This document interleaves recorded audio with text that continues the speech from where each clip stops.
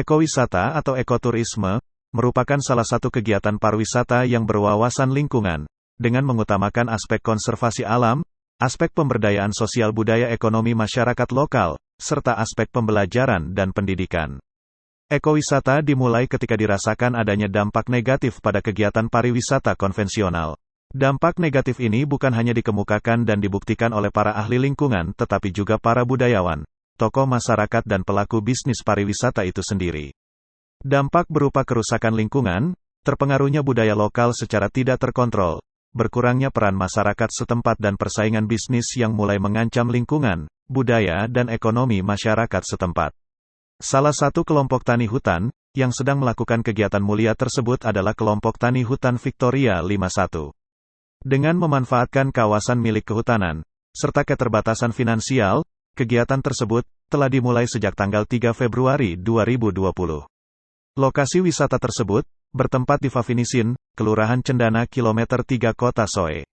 Salah satu anggota, Victoria Liu, menjelaskan bahwa hal tersebut berangkat dari kerinduan untuk melakukan perubahan. Menurut Victoria, awalnya kawasan tersebut hanya ingin dijadikan sebagai salah satu tempat bermain untuk anak-anak.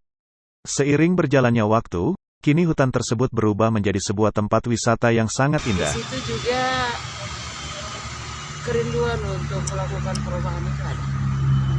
Sehingga pada tanggal 3 Februari 2020, kami launching kegiatan ini dengan awalnya kita hanya mau menyiapkan sedikit